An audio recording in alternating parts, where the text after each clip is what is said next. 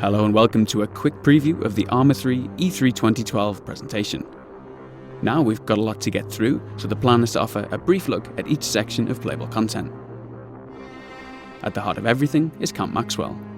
From this small military outpost, we've prepared activities, showcases, and even a short campaign mission, which are accessed directly via the camp in whatever order we like.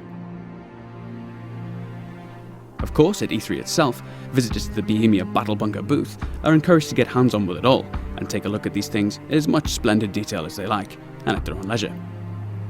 Alright, let's kick things off, starting with a wee jaunt around Maxwell. The 3D markers you see are prompts for where to find content. You might have already spotted the vehicle demonstration there, and in the background, the silhouette of a helicopter foreshadows an airborne showcase. More on those later. Trotting across in the light of a romantic sunset, you can get a peek at the weapon pool, something that those familiar with the Armex game mode may recognise. Now looking down into the valley, we can spot our firing drill activity, which puts players through a timed series of pop-up targets. A little further away is a shooting range, which gives a good impression of, among other things, our new aiming mechanics and more powerful rifles like the GM6 Lynx.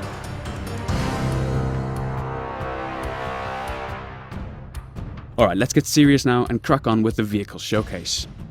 The cabin of the vehicle offers a few nice features. Things like the hands on the wheel might seem trivial, but their long-awaited inclusion really helps to connect the player to the feeling of driving. Alongside the new physics-supported handling, it's a real upgrade. The same too goes for mirrors and onboard displays, which, while subtle, are all part of the overall impression. So, up ahead lies a bunch of enemies, and I've got a grenade launcher on the roof of this vehicle. But unfortunately, we'll have to save that for the presentation proper, as we skip through to our next section. Diving. Aside from the controversy caused by our underwater combat, it's one of our most striking new features. Finding ourselves under the surface again, this time we'll take a peek at the SDV. A team member described the controls as something like a cross between a helicopter and a regular boat.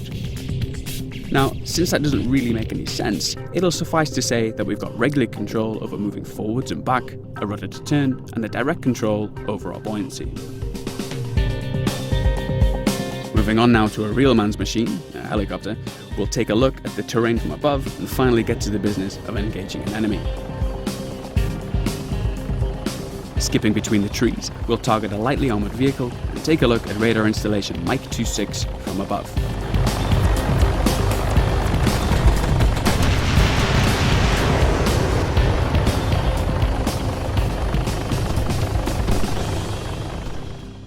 Moving on to supports now, we'll show an artillery strike in action. I've called in a strike on this anti-aircraft vehicle in the centre of the scene. We're using some relatively lightweight shells here, but if we manage to get it finished, at E3 you might sneak a quick look at the new cluster bomb strike option, which I must admit is particularly satisfying.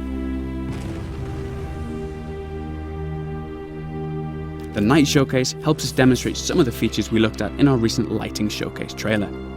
One feature we didn't manage to show was the weapon mounted lights. Switching it on, you can see the beam cast on the ground, which nicely highlights the new detail surfaces. Switching to third person, we'll take a brief look at night vision and demonstrate the ongoing work we're currently implementing with muzzle flashes.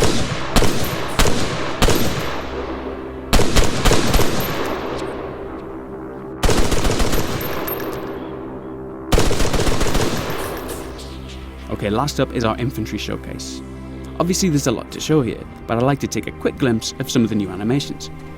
There's the previously mentioned tactical pace, which is a little slower than running, a little faster than walking, and fatigues the player more by way of our new fatigue and encumbrance system. There's also a few new crouch and lean options. Taking cover behind this wall and disposing of our enemy, I'll demonstrate popping that down, and naturally popping up a little higher than the default stance too.